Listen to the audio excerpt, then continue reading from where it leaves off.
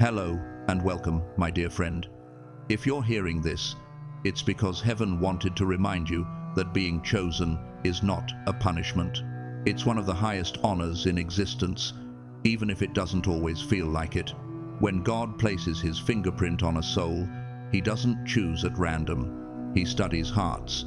He looks for endurance, honesty, and humility that can carry something eternal. So, when he chose you, it wasn't for your perfection, it was for your capacity. He saw something steady in you, something rare. He saw that when others would break, you'd bend and keep walking. When others would run, you'd stay and pray. When others would forget him, you'd still whisper his name. That's what caught heaven's attention, and that's why there's a weight on your life that not everyone can carry. Because chosen doesn't just mean favored, it means trusted. It means God looked across a generation and said, "Who can I place this much purpose on without it crushing them?" And when he asked that question, your name echoed back. Most people dream of being chosen. Few understand the cost, because every divine calling comes wrapped in contradiction, joy and ache, favor and loneliness, celebration and pressure. And it's that pressure that has followed you all your life. You've probably felt it before you could even describe it. That sense that you were carrying something bigger than you. That invisible responsibility that never seemed to leave. That exhaustion that made no sense because you hadn't done anything wrong. That's not burnout. That's capacity expanding. You were being stretched for what you were destined to lift. You might not realize it, but every spiritual calling has physical weight. It shows up as responsibility, sensitivity, empathy that drains you, discernment that isolates you. You don't just see pain, you feel it before it even happens. You walk into a room and sense things before anyone speaks. That's not paranoia, that's perception. That's evidence that heaven trained you differently. There's a reason others collapsed under what you survived. They didn't fail because they were weak.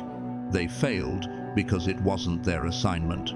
You can't hand a mountain to someone whose spirit was trained for flat ground. And that's where your story starts to make sense. You weren't chosen to prove you're better.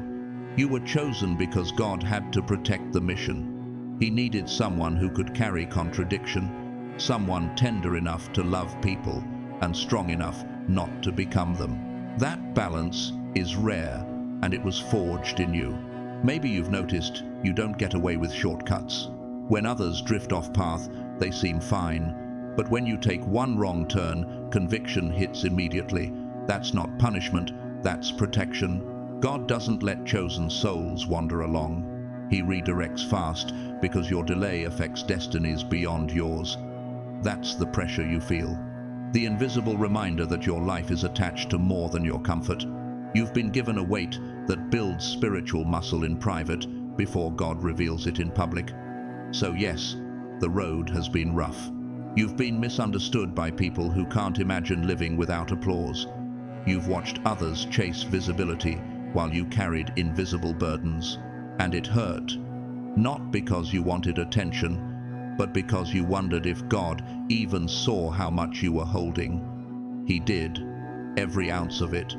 And he was quiet, not because he didn't care, but because he was measuring your endurance before God gives you influence. He weighs your shoulders. It's not coincidence that the people who walked away did so right before your breakthrough season. They weren't abandoned, they were released so destiny could flow without resistance. If they had stayed connected, they would have collapsed under the same pressure that built you. Some assignments look cruel until you realize they were mercy in disguise. That's why you outlasted things that should have finished you. That's why you bounced back from storms that left others silent. Not because you were untouched, but because you were anchored. There's a difference between those who pray for strength and those who were born with it.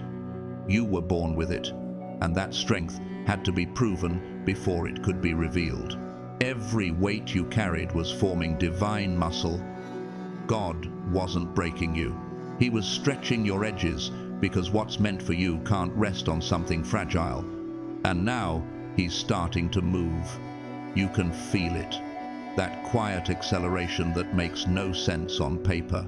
Hidden corridors are echoing with footsteps you once thought gone. Accounts God kept in silence are being opened now, because heaven has decided you're ready to carry what you were once only tested by.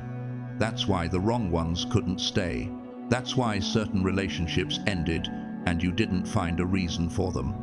The pressure wasn't personal, it was prophetic. They weren't designed to breathe. They couldn't handle the weight. God built your back for it. He carved capacity into your spirit before you ever knew what it would cost. And here you are, still standing, still believing, still faithful. You're not here because it was easy. You're here because heaven couldn't afford for you to quit. This is what chosen really means. It's not comfort, although it's coming. It's responsibility. It's carrying light through darkness and not letting it go dim.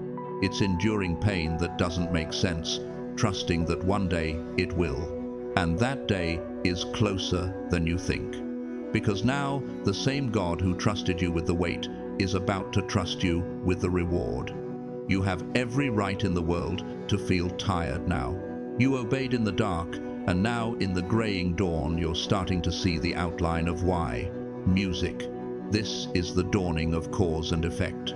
The why is no longer a spiritual concept. It's a practical reality.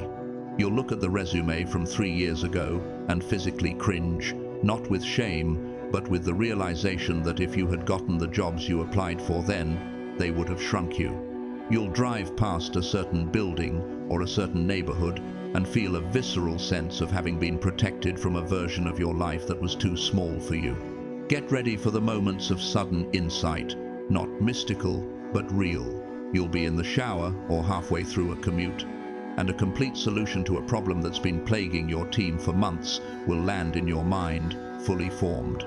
This is the dividend on all those hours you spent in silence, training your soul to receive the prayer you gave up on from 2019. The answer is coming, but it's arriving dressed in 2025 circumstances. It won't look like you pictured. It will be better, because it's built for the person you are now, not the person you were then. But this new clarity has a cost. As your vision sharpens, your tolerance for what's out of focus will plummet. You won't just feel led to end that friendship. You'll suddenly see the specific, measurable way it drains your energy and gives nothing back. You'll look at your budget and have zero peace about that subscription or spending habit, not because it's wrong, but because it's funding a version of you that no longer exists. This isn't judgment, it's stewardship. You're being promoted from a tenant of your life to its CEO, and yes, people will notice. Some won't like it. This isn't about them plotting against you. It's far more ordinary. They're confused. Receive their confusion as data. It confirms you're no longer orbiting the same sun. Your gravitational pull is changing.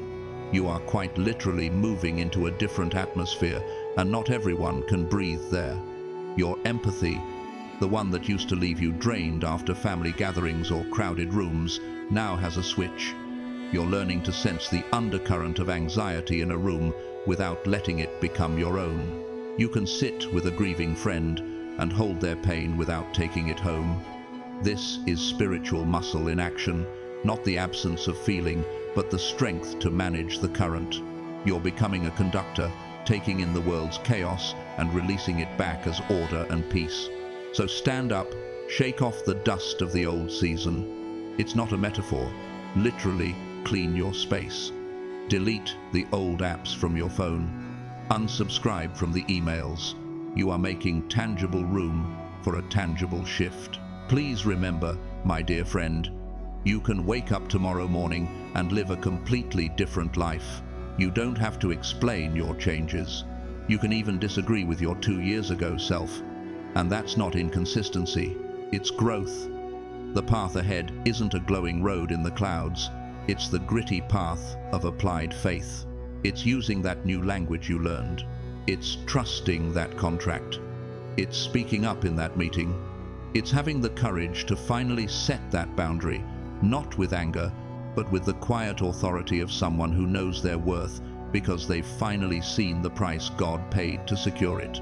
The door is open. Now you have to walk through it with your new energy, your new way of living, your new appreciation for every second spent alive in God's presence, breathing, creating, tearing down what's complete, and beginning again alive with Him in every motion. And this time, when you look at your life, you'll look at it with pride. Not because it was perfect, but because it was true. Because you're finally trusting every twist, every detour, every silence as part of divine precision. So, don't let your mind argue with what your soul already knows. You are worthy of living exactly as your spirit leads, because that instinct isn't rebellion. It's divine design. God placed the map within you before you even took your first breath. Now, it's time to trust that map the same way He trusted you to walk it. Thank you, my dear friend, for staying with me until the very end of this message. Your time, your presence, and your heart mean more than you know.